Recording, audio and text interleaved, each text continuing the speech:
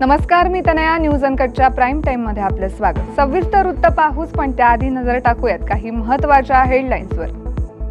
पुण्याच्या पुरंदरमध्ये राखी पौर्णिमेचा सण उत्साहात साजरा. भंडाऱ्यात जागतिक आदिवासी दिनानिमित्त भव्य रॅली. JSWच्या नव्या प्रकल्पाला शिवसेनेचा पाठिंबा.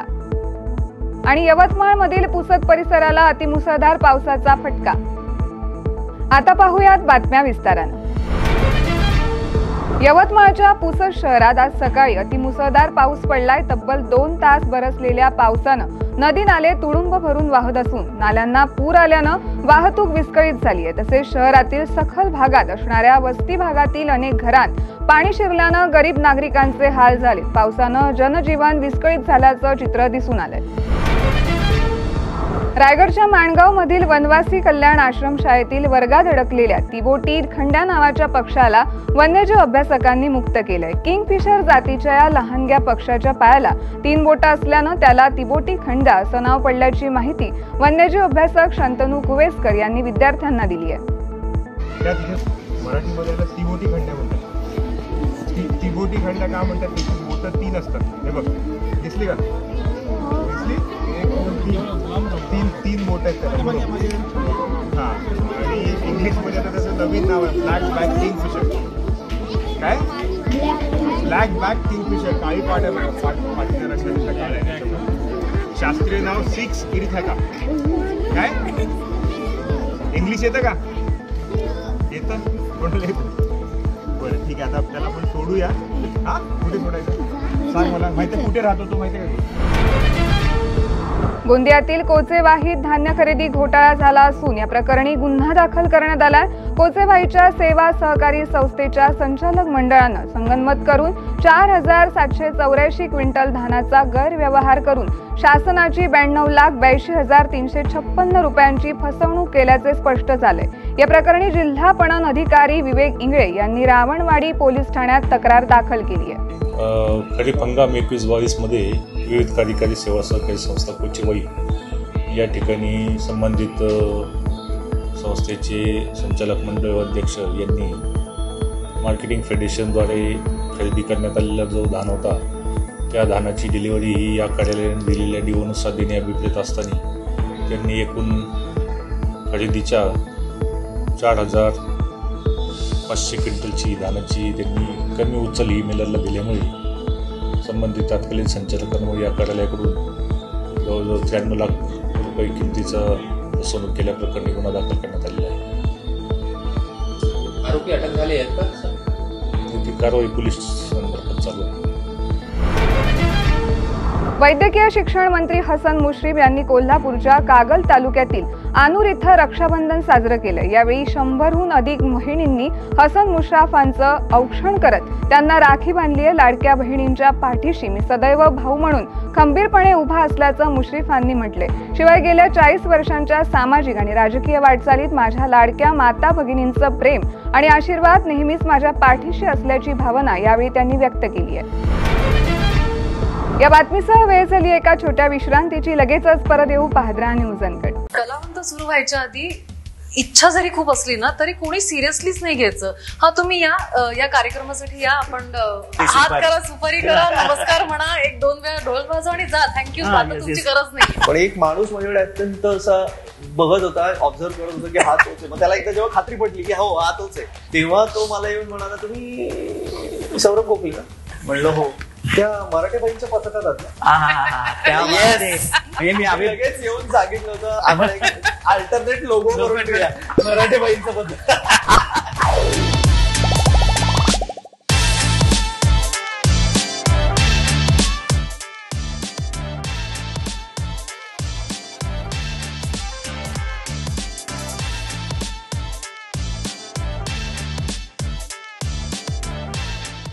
बातमीपत्रात पुन्हा एकदा स्वागत. पाहूयात उर्वरित घडामोडी.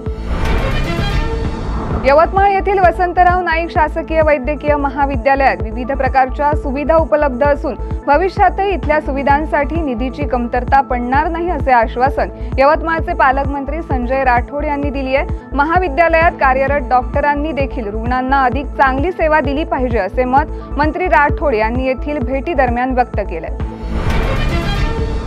जय सेवा जय बिरसाच्या घोषणा देत जागतिक आदिवासी दिनानिमित्त भंडाऱ्यात भव्य रॅली काढण्यात आली होती। भंडारा जिल्हाधिकारी डॉक्टर संजय कोलते, खासदार प्रशांत पडोळे आणि जिल्हा परिषद अध्यक्ष कविता उईकी यांनी या रॅलीचं उद्घाटन केले। दसरा मैदानातून निघालेल्या रॅलीत पारंपरिक वेशभूषा केलेले आदिवासी बांधव मोठ्या संख्येने सहभागी झाले होते। यावेळी गोंडी ढेमशावर आदिवासी तरुणाई थिरकल्याचं पाहायला मिळालं। भावा बहिणीच्या पवित्र नात्याला उजाळा देणारा रक्षाबंधनाचा सण आज पुण्याच्या पुरंदरमध्ये उत्साहात साजरा करण्यात आलाय। लहान बहिणीने आज भावाला घरीच राखी बांधली, तर सासूर वाशिण झालेल्या बहिणीने भावाच्या घरी येत रक्षाबंधन साजरं केलं। औक्षण करून त्यांना राखी बांधून आपल्या रक्षणाची जबाबदारी भावाला देत बहिणींनी भावाच्या दीर्घायुष्यासाठी परमेश्वराकडे प्रार्थना केली आहे। या बातमीसह वेळ झाली एका छोट्या विश्रांतीची। लगेचच परत येऊ, पाहत राहा न्यूज अनकट। या पावसाळ्यात परफेक्ट मेमरीज क्रिएट करा अंधारबन फार्म्स अँड रिसॉर्ट्सच्या अमेझिंग पॅकेजेससह। Deluxe rooms, comfortable stay, tasty breakfast, high tea snacks आणि डिनर फक्त 1500 पर पर्सन।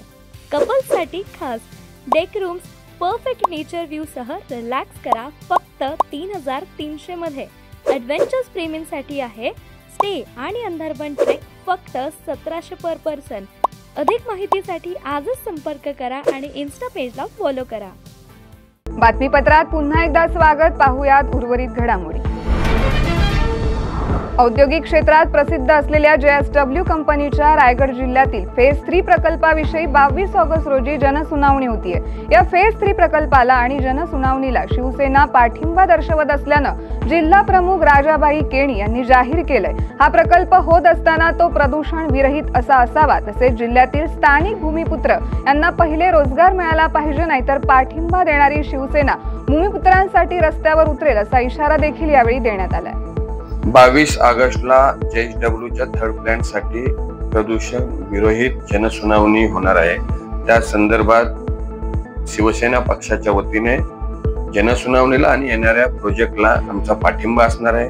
आणि पाठिंबा ह्यासाठी असणार आहे कारण येणारी जी डेव्हलपमेंट आहे त्या डेव्हलपमेंटचं आम्ही स्वागत करतो। विरोधाला काय विरोध आम्ही करत नाही। आणि ही डेव्हलपमेंट आली, प्रदूषण विरहित हा थर्ड प्लॅन जो येतोय त्या थर्ड प्लॅन मध्ये अनेक प्रकारचा बेरोजगारीचा प्रश्न सुटणार आहे आणि मोठ्या प्रमाणात तिथे नोकरी स्वरूपात कामधंदा मिळणार आहे। त्यामुळे ह्या प्रोजेक्टला आम्ही सपोर्ट करतोय आणि तशा पद्धतीत त्या कंपनीच्या मॅनेजमेंटने आम्हाला तशा प्रकारे आश्वासन दिलं की कोणत्याही प्रकारचं प्रदूषण या प्रोजेक्टमध्ये नसणार आहे आणि त्यामुळेच आम्ही या कंपनीच्या प्रोजेक्टला आम्ही सपोर्ट करतोय।